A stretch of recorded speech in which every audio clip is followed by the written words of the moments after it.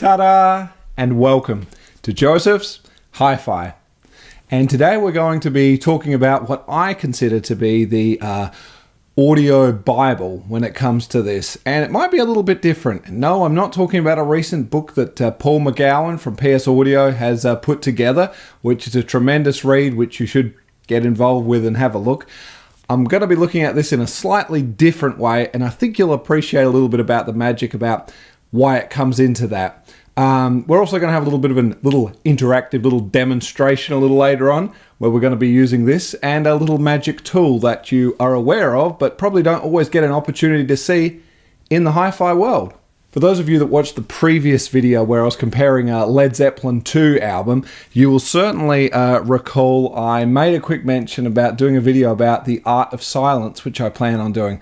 Again, whether it's your next door neighbor working away, cutting their lawn, and you can hear it coming through the background in the window, whether you've got a rather noisy HVAC system, whether you've got a light, whether you're just me and accidentally walked into the chandelier and it takes a few minutes for it to stop making that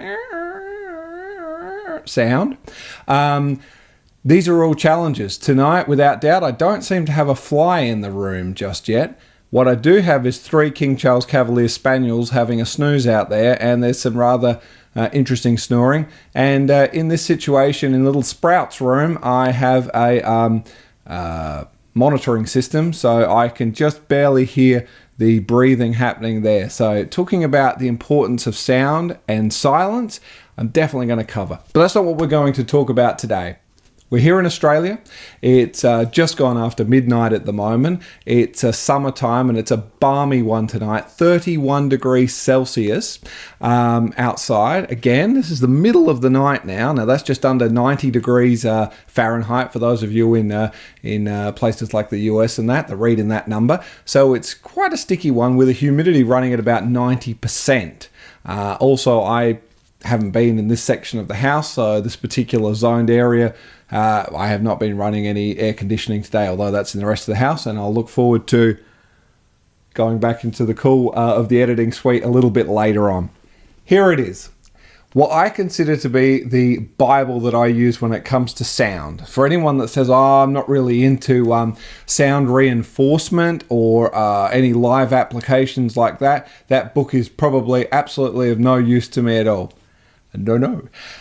Because how can we appreciate what we're doing with the hi-fi system if we can't appreciate how it was made in the first place to try and recreate what had happened?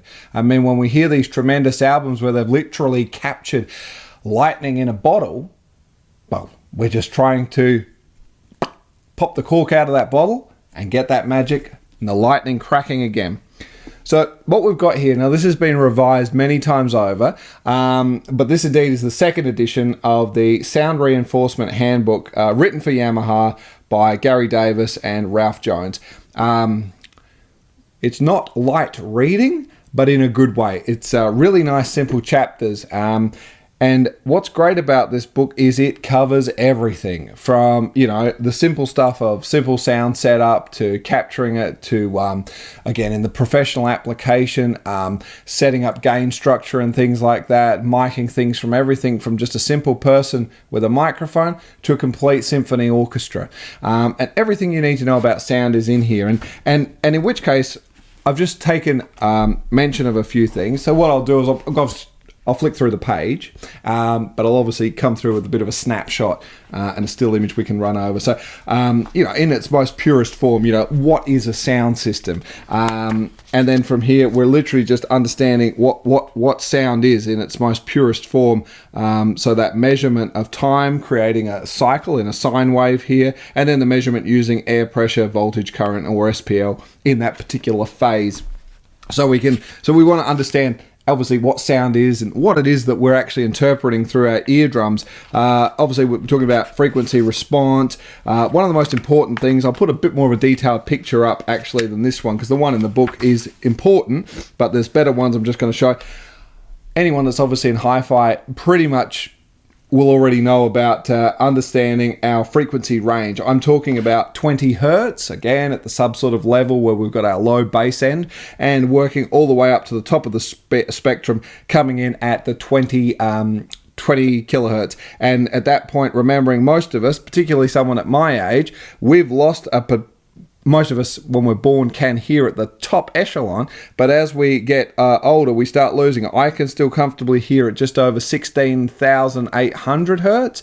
I can't hear beyond that. And that's important. We're going to go through a video about that later on. But of course, here we are talking about our woodwinds, our brass, percussion, strings, vocals, timpani, you know, with the guitar covering this frequency range and where we're going to hear it and things like that, which is why it becomes quite important. Again, the vocal range, as we can see, la la la la la, which is obviously going to be covering that sort of 500 to a kilohertz range. Again, Mariah Carey, as I've mentioned in a test track, that when we do it and watch her octaves sing up, she can just hit marks that we certainly can't do. Controlled squealing, as they call it. So fantastic stuff about that. Obviously, we're talking about SPL and RMS again. So when I talked in the previous video about VU and understanding exactly what, as cool as it is to see all those lights, understanding what exactly this all is. The other thing is, of course, it comes down to sound indoors. So we talk about outdoors. We're not going to cover that because it doesn't apply to a lot of us. But obviously we talk about the indoors. We're talking about the boundary. We're talking about standing waves. We're talking about reverb. We're talking about absorption, the calculations. I mean, really, you can take as little or as much as you want. But I think it's a book that I've never read this from front to cover. I'm not recommending anyone should. What I am just saying is that there are some key points you want to be understanding. And a great thing, there's a whole chapter here devoted to why ears don't always correlate with specifications. I think we can all relate to that, and we're all going to come up with our own opinions, but at least it's a little more of an understanding on that. So this is, we talk about the way things are recorded, why they're recorded, and I think it's pretty important that if you can understand, especially drum kits, I'm always interested about how drum kits are mic'd up. Anyone that's ever heard a song like Levy by Led Zeppelin, you'll know how iconic that drum sound is, and the setup, where we think of thousands of microphones and the way it's done, the acoustics and capturing it in rooms and what was done to achieve it. Everything from how to wire your different cables. It does talk about turntable setups and all of this sort of thing, system examples. It's all here. Absolutely fantastic. I really recommend you have a read of this book. If you really take sound seriously, if you haven't read the book, it's a bit subjective at the end of the day, I personally think. You really, if you've got your head around how it all works, you understand about frequency and all the rest of it, it'll be fantastic. But we do need a reference point, and I can't think of any better reference point than that. Let's just take a brief moment now on frequency, and we'll talk about this in another chapter later on, but just for kicks and giggles here at the end. I obviously have a Pioneer amplifier, and if we just zoom in on, we have the Pioneer logo. Now, again, I'm DJing and things like that, so as you'll be aware, here is now the new Pioneer logo that we'll see on equipment, whether it be DJ equipment and whether it be hi-fi. And of course, this was the old school one. You'll certainly remember with car audio and stuff like that. And just pay attention to their logo. You'll see we have an ohm symbol that's a tuning fork in the middle. Let's come over now to Yamaha, which I'm sure you'll instantly recognize, whether if it's not motorbikes or jet skis, then it's instruments and it's sound. Yamaha have a pretty diverse range of products that they bring out to people, but let's just quickly have a look at that symbol. And as you can see, familiar again, that is 3 tuning forks. So, tuning fork, yes indeed.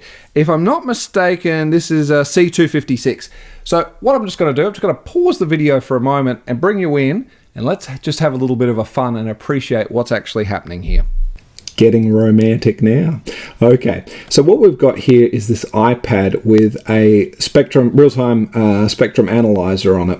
It's not obviously the ideal one, but for the sake of the video, it's going to do just fine. Again, a tuning fork we had was a C256, so that's 256 hertz, and it's weighted at C. And you'll notice at the bottom of the iPad, we have our weight set to C. So what we might just do on the iPad, I've already done it actually, 250 hertz. We'll just take that line. So it should just be a little higher than that. So if we strike this tuning fork and it's vibrating, if I put it near the mic, you might hear it, you might not. So that's not much help to us, and we're not going to get much if I wave at the microphone. I'm really not going to get that. So what we're going to do, we're going to strike it, and like any good hi-fi, we need amplification. If we were just a musician playing a trombone or a trumpet, we've got the horn making that sound and we control the volume accordingly with that. But of course, if you're here, you do enjoy hi-fi, and at some point we use amplification. Now, amplification for a tuning fork, let's use my custom bench that cabinet that we've got for the hi-fi. Strike it and rest it on there. And let's see what sort of result. I'll put it near the microphone here. You'll hopefully be able to hear the hum as well through the microphone. And let's see what sort of results we might be able to yield.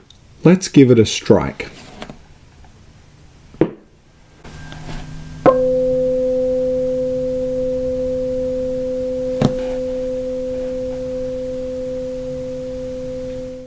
And you can see quite clearly there that it was just sustaining over that.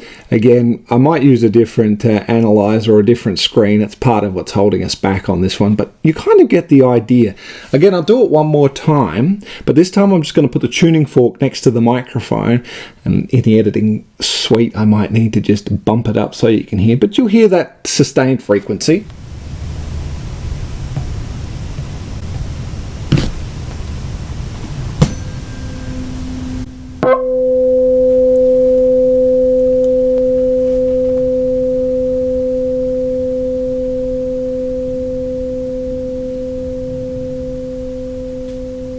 So that's just a little look at a tuning fork and the frequency, and it's important because it all brings us back to the same book.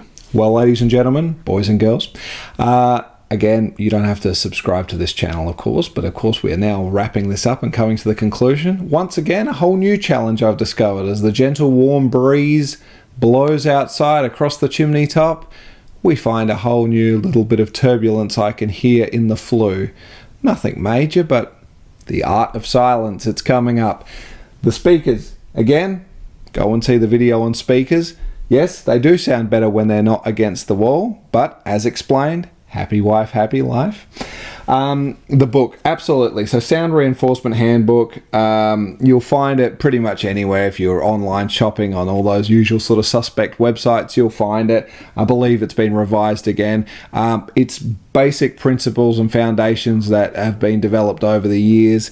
Absolutely invaluable. You'll enjoy every minute of just maybe things that you've taken for granted or never really understood why we actually do it, why we use speakers in the way we do, about the magic 6 dB gain if you know about the mono stacking and that when you're doing live reinforcement.